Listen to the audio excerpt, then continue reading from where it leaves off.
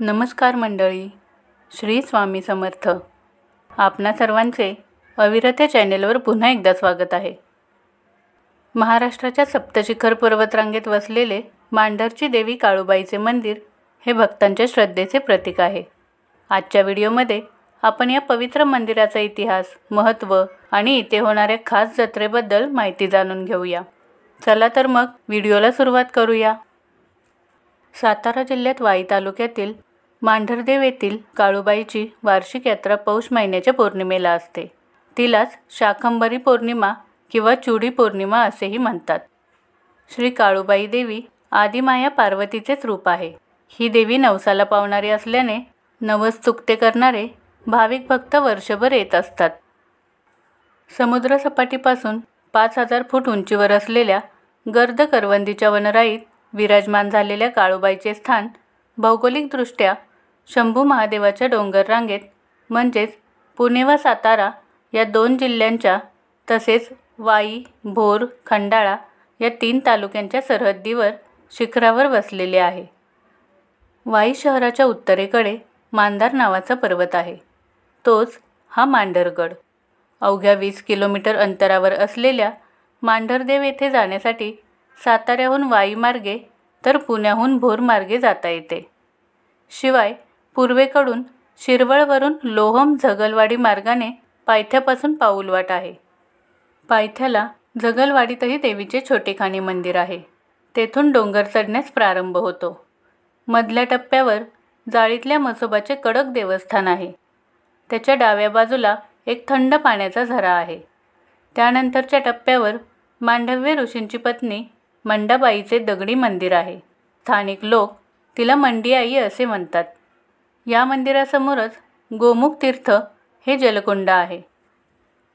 द्वापार युगाच्या अखेरीस दैत्यराजा रत्नासुराचा सेनापती देवी लाख्यासुराच्या त्रासापासून ऋषीमुनींची सुटका व्हावी म्हणून मंडाबाईनेच आदिमाया पार्वती देवीला हाक मारली होती.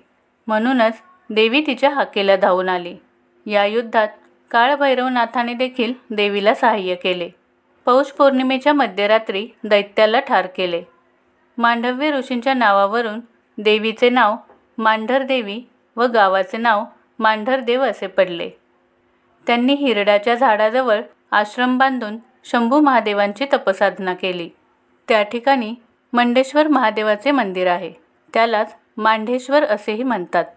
हे ठिकाण मंडाबाईच्या मंदिराच्या उजवीकडे थोड्या अंतरावर आहे. शेवटच्या टप्प्यावर भव्य 2 महाद्वारे आहेत.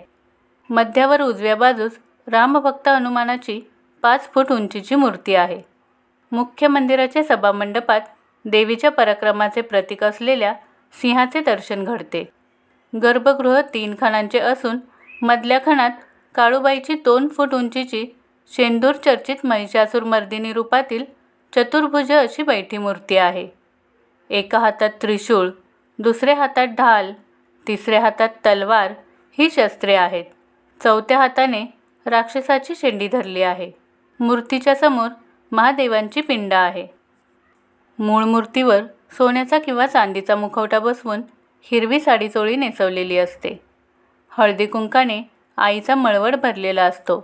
भक्त आईची ओटी खणा नारळाने भरतात. देवी भक्तीची ज्योत अखंड राहावी म्हणूनच मंदिरासमोरच 2 मोठ्या दीपमाळा आहेत.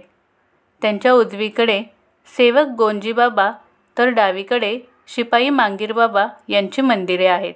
याशिवाय गडावर मरीमाता, लक्ष्मी आई, गंगाजी बाबा, तेली बाबा तसेच धावजी पाटील यांची स्थाने आहेत. पौष पौर्णिमा यात्रेच्या 2 दिवस अगोदर जागर, छबिना व मुख्य दिवशी महाअभिषेक पूजा केली जाते. या यात्रेत सासनकाठीचा व पालखीचा मान परंपरेप्रमाणे पायीवारी करणारे पुणे जिल्ह्यातील पुरंदर तालुक्यातील मौजे बोपगावचे फडतरे यांना असतो. गावोगावची भक्तमंडळी आईचा देव्हारा डोक्यावर घेऊन ढोल, ताशा, हलगी, संबळ आणि झांजेच्या तालावर छबिना काढून डोंगर चढून येत असतात. यात्रेला महाराष्ट्रासह देशभरातून लाखो भाविक हजेरी लावून नवस फेडत असतात. शाकंभरी पौर्णिमेशिवाय नवरात्र उत्सवातही काळूबाईची मोठी यात्रा भरत असते. काळूबाईच्या नावानं चांग भलं आणि बोल मांढरच्या काळीचं चांग भलं या गजराने सारा परिसर दुमदुमून जातो.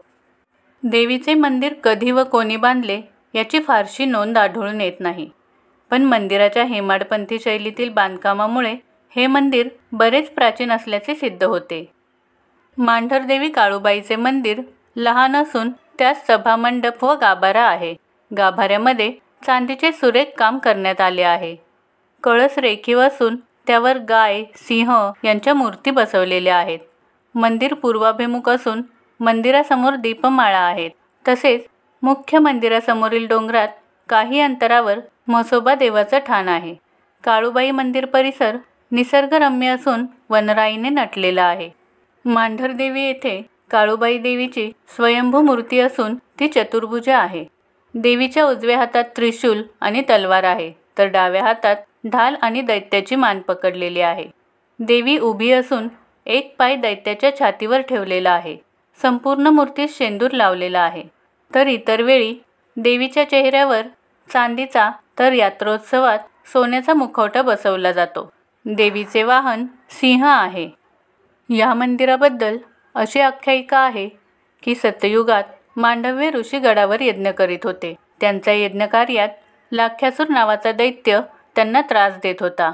तेव्हा दैत्याचा त्रास कमी व्हावा आणि यज्ञकार्य सिद्धीत जावे म्हणून मांडव्य ऋषींनी महादेवांना प्रसन्न करून घेण्यासाठी तपश्चर्या करण्यास सुरुवात केली. महादेवांनी प्रसन्न होऊन ऋषींना पार्वतीची प्रार्थना करण्यास सांगितले. ऋषींनी पार्वतीची प्रार्थना करण्यास सुरुवात केली. तेव्हा पार्वतीने प्रसन्न होऊन दैत्यवधासाठी अवतार घेईल असे सांगितले आणि दैत्यवधासाठी देवी कैलासातून या मांढरगडावर आली. लाख्यासुराला महादेवाचा वर असल्याने दिवसा त्याचा वध करणे शक्य नव्हते. तेव्हा देवीने लाख्यासुराचा रात्री वध करण्याचे ठरविले. पौष पौर्णिमेच्या रात्री देवीने दैत्याला युद्धासाठी आवाहन केले आणि तुंबळ युद्ध करून मध्यरात्री लाख्यासुराचा वध केला व पुन्हा दैत्य निर्माण होऊ नये म्हणून लाख्यासुराचे सर्व रक्त प्राशन केले. युद्धकार्य उरकून देवी परत कैलासास निघाली आणि मांढरगड डोंगर चढून वर आली आणि ऋषीमुनी व भक्तजनांकरिता इथे स्थानापन्न झाली. देवीने पौष पौर्णिमेच्या रात्री दैत्याचा वध केला आणि विजयी झाली. म्हणून आजही पौष पौर्णिमेला देवीची मोठी यात्रा भरते. भाविक गडावर चुली पेटवून देवीला पुरणपोळीचा नैवेद्य दाखवतात. तसेच सेवकांना मांसाहारी नैवेद्य दाखवतात. पौष पौर्णिमेच्या मध्यरात्री देवीचा मुखवटा पालखीत बसवून हजारो वाद्यांच्या गजरात देवीचा छबिना काढला जातो. देवीचा छबिना हा यात्रोत्सवाचे मुख्य आकर्षण आहे. मांढरची देवी काळूबाईचे हे पवित्र स्थळ श्रद्धा, परंपरा आणि भक्तीचे प्रतीक आहे. या मंदिराच्या दर्शनाने आपणास मानसिक शांती आणि सकारात्मक ऊर्जा मिळते. तर मंडळी, तुम्हाला हा व्हिडिओ कसा वाटला ते नक्की कमेंटमध्ये कळवा आणि अशाच भक्तिमय व ऐतिहासिक माहितीच्या व्हिडिओसाठी आमच्या चॅनेलला सबस्क्राईब करा आणि व्हिडिओ आवडला असेल तर लाईक व शेअर करायला विसरू नका. पुढच्या व्हिडिओत पुन्हा भेटूया. तोपर्यंत धन्यवाद.